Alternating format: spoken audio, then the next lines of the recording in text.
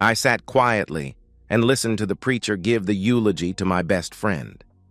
Cody was more than my best friend. He was the man I had loved since high school. Now I have lost him forever. I need to explain. I met Cody George on my first day in high school. He lived outside of town on a ranch. I lived in town, so we had gone to different grade schools, but the county had only one high school. It was just luck that we were in all the same classes. I always managed to sit next to that good-looking boy, and soon we were talking and comparing notes. Over the next month, we became friends, and by Thanksgiving, we were inseparable. Neither Cody nor I played sports, not the traditional sports anyway. Our school had a rodeo team, and Cody made the team. By our sophomore year, people were starting to take notice. Cody was good. I was at every event cheering him on. I remember one afternoon he was bucked off a rank horse that no one had been able to ride. I met him behind the chutes and was offering my opinions about how nobody could ride that horse. He stopped me. "Jesse, there never was a horse that couldn't be ridden, and there never was a cowboy that couldn't be thrown." I will remember that forever. His senior year, he received scholarship offers from universities that had rodeo teams. He turned them all down. Why? Terrorists had flown planes into the towers, and Cody thought it was his duty to go fight them. I disagreed. I tried to talk him out of it, but he joined the Marines and left after graduation. We were both still virgins. While Cody went to war, I went to college. I majored in banking and got a job in the summer working as a teller in our local bank. I wrote Cody letters and emails every chance I got. He always returned my letters, which kept me informed about his life. I was in college, away from home for the first time in my life, so I took advantage of my freedom like all my new friends. At a party one night, I lost my virginity. I did not tell Cody because I imagined he was drinking and carousing with his Marine buddies. When Cody came home, I was the assistant manager of the bank and in charge of the loan department. I was in a relationship with a guy I had met in college. Relationship is probably not the right word. It was more of a friends with benefits type of thing. Cody was single, but dating a couple of girls around the county. It was about 6 months after he came home that tragedy struck. His mother and father were both killed in a terrible traffic accident. Cody was an only child, so he inherited their small ranch outside of town. It was completely paid for, but his father did have an open line of credit with the title to the ranch as the guarantee. The line of credit was $50,000. The ranch was valued at much more than that. Cody was dating a girl who worked as a receptionist at a law office in town. There were rumors about her and one of the lawyers who worked there. He was married, but they were just rumors. After the death of Cody's parents, things seemed to heat up between this girl, Sue, and Cody. Within a couple of months, I heard that they had run off to Vegas and got married. To say I was heartbroken would be an understatement. I had always thought that one day, Cody and I would be together. We still talked, and I saw him every now and then around town with that blonde bimbo. There were still rumors about her and that married lawyer. I am sure Cody did not know. Many nights I lay in my bed wondering if I should tell him. I would think of all kinds of scenarios. Maybe Cody knows and does not care, or maybe he watches. He might think I am jealous and trying to cause trouble in his marriage. I was really torn about what to do. Then one day he called me with surprising news. His unfaithful wife is pregnant. 7 months later, the baby is born. Cody called me and wanted to meet me at the city cafe for lunch. He had pictures of the baby he wanted to show me. I went just to see Cody. I still love that guy. He was sitting at a table when I walked in. There were tears in his eyes. "Cody, what's wrong? Is there a problem with the baby or your wife?" "There sure is a problem," he is almost shouting as he hands me his phone. It is open to pictures of the baby. The baby is black. "What am I going to do? I'll tell you what I feel like doing. I want to find out who the father is and kill both him and that cheating wife of mine." "Calm down a minute. I don't want you to do that. You'll end up in jail for the rest of your life. Let's think this through." When does Sue get out of the hospital? Tomorrow, he replied. I imagine she has seen the baby. Of course, she was nursing it when I left. What did she say? I asked. She told me to get used to the idea of her messing around and me raising that kid. She says there is nothing I can do about it. She said that she and the baby were going home tomorrow and live in my house. If I decide to divorce her, I'll need to find another place to live. She said we live in a no-fault state, and I'll have to pay her alimony and child support since the baby was born during our marriage. It makes no difference if the kid is not mine. How the hell is that right? She cheated, not me. He was getting loud. Take a breath, Cody. He did take a deep breath, then continued. She told me I might even have to pay for the kid's college education. Can you believe that? Then after about 18 years of me paying everything, she will sell the ranch and send me 50%. That is, if I am still alive. That bitch laughed when she said that. Cody, breathe, I replied. Jesse, she knew exactly what to say to me. It was like she had been coached and had rehearsed that speech. She was laughing when I stormed out of the room. Cody, she works at a law office, and one of those lawyers is black. He is probably the father. He advised her on what the law is in this state and on what to say to you. I am not a lawyer, but I think it would be best for you to not be alone with her. She may call the sheriff and claim you were violent, and she is afraid you will harm her or the baby. If she gets you arrested, you will spend time in jail, and she will get everything in the divorce. I would offer you my spare bedroom, but that may raise problems also.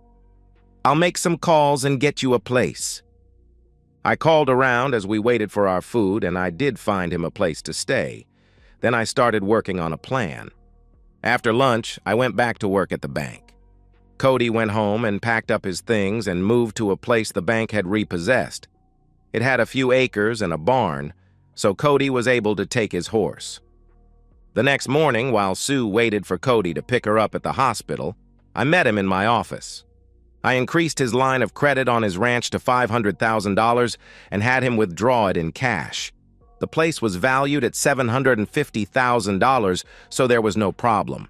At the same time, he rented a safe deposit box. The money was not put in that box. Sue and the baby went home in a taxi. Cody did not answer any of her calls. Earlier that same morning, he had driven the few head of cattle he owned over to a neighbor's pasture. A couple of days later, he loaded them into trailers and hauled them to a sale barn. Sue gave up on trying to get Cody to talk to her and filed for divorce. Cody was served at his new place. At the first hearing, an attorney from the firm where Sue worked, not her baby's daddy, represented her. Cody did not show up but sent a lawyer from out of town, my friend with benefits. Of course, Cody was the bad guy. He abandoned his wife and new baby. The judge ordered him to pay everything, even her legal fees. Things were going according to my plan. Before the first payment to his unfaithful wife was due, Cody went on a ride with the sheriff's department. It was a trail ride to raise money for some charity the sheriff sponsored. There were over 100 riders that morning. After about 3 hours on the trail, they came to the Wolf River.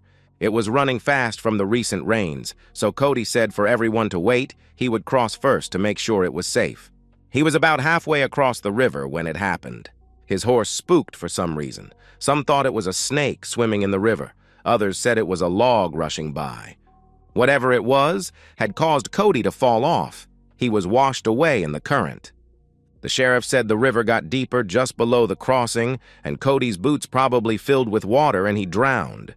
His body was never recovered, and it is presumed that he washed downstream to where the river empties into the Missouri River. They searched for 3 days, then gave up and declared him dead. That brings us up to today. After the church service, everyone gathered at Cody's house, the house where Sue was living. There was plenty of food, a tradition in our part of the country. All Cody's friends were there, even some he had rodeoed with back in the day. One man was very vocal. I take exception to what that preacher said. Cody ain't never fell off a horse in his life. He might have gotten thrown, but the witnesses said he fell. Bullshit. I bet somebody shot him. Ronnie, that did not happen. I was there along with the sheriff and 2 deputies. Nobody heard a gunshot. That was said by another of our friends. Well, I ain't ever going to believe it. That guy was the best damn cowboy I ever been around. What a horrible way for him to die. Jesse, were you there? What do you think? Ronnie, I did not make the ride this year. I had something important to take care of that morning. I wish I had been there. You know, maybe I could have. The sheriff spoke up. Stop! There was nothing anybody could have done. It happened so fast. We searched for him, but he was just gone. I excused myself and left. 2 days later, Sue and her baby's daddy showed up at the bank. What the hell is this? I don't owe $500,000 on that ranch, no way. I searched through the files and pulled one out. I handed it to the black attorney. He studied them for maybe 3 minutes. Shit, Sue. This looks all in order. Cody borrowed $500,000 against the ranch a couple of days after the baby was born. How the hell could he do that? That ranch was ours. I did not sign anything, Sue replied. No, Sue. That ranch was willed to Cody by his parents. It was in his name only, and that credit line was put on the ranch by his father. He used it to buy and sell cattle. So, where's the money? She is pissed. The attorney takes over the conversation. Did Cody have an account here at the bank?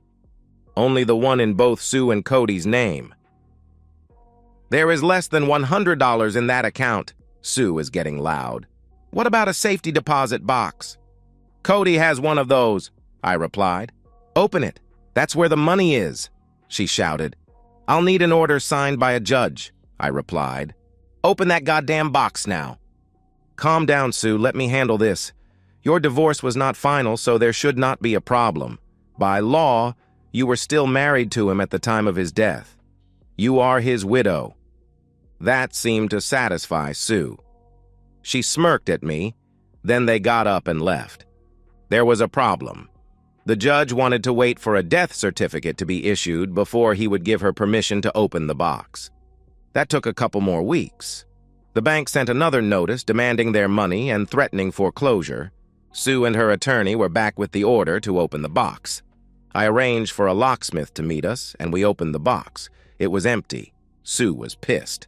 Where's the goddamn money? It just did not disappear. Can we look at the bank's video of the day Cody received the money? Maybe that will show something. That should not be a problem, I replied. We searched through the stored tapes until we found Cody standing at a teller's window. The teller counted the money and then put it in 2 of the bank's zippered money bags. Cody then walked over to the vault where the safety deposit boxes were, signed in, and disappeared with a bank employee into the vault. She exited and sat at her desk. In a few minutes, Cody exited carrying the bank bags and walked out the front door of the bank. What did he do in that room? He left with the money. Where is it? I need that money. Sue was getting loud again. This bank is going to take my home. Where am I supposed to go? You are going to have to help me. This is your kid. Find us a place. Calm down, Sue. Don't you dare tell me to calm down. This was your idea. You said I'd get the house and land. Now I've got nothing. He had her by the arm and was leading her towards the door. Let me go, asshole. I'm telling your wife. We'll see what she thinks about...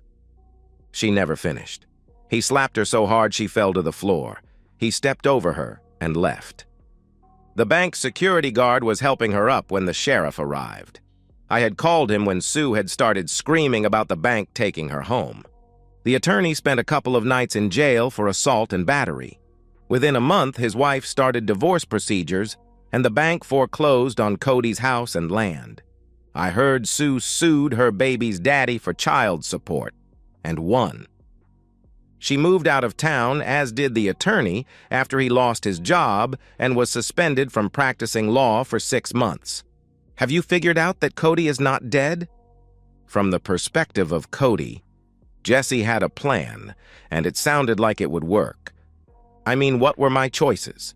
Killing Sue and her lover was not one, nor was paying alimony to a cheating wife for the rest of my life while she lived rent-free in my house. I was not going to pay child support for a kid that is not mine either.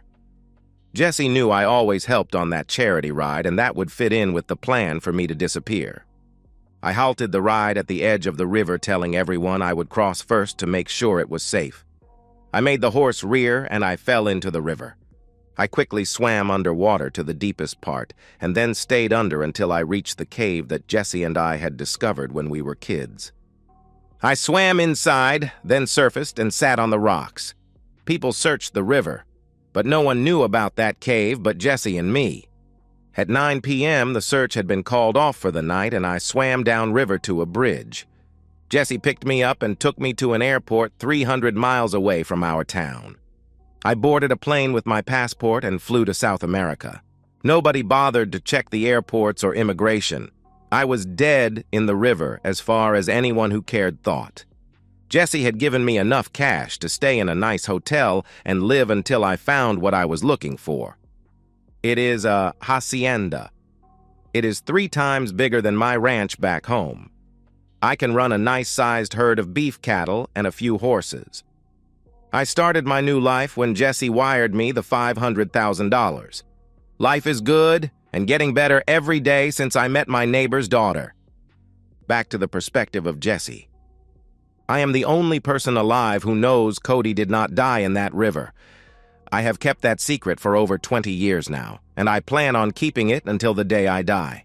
No one will ever know, not even my friend with benefits who I married a couple of years ago. Do I still love Cody? Of course I do. I always will. But it would never have worked out between us, and I knew it. Cody is a real man's man. That's why I love him. He's what every young boy dreams of becoming, and every old man wishes he had been: an American hero, a cowboy. He doesn't have a single ounce of attraction to men. As for me, I've known I was attracted to men my whole life. And that's the end of today's story. If you enjoyed it, please give this video a thumbs up and drop a comment below. Your support helps the algorithm push my content further. If you're new to the channel, don't forget to hit that subscribe button. It really helps me keep creating more stories for you. Thanks for watching, and I'll see you in the next one.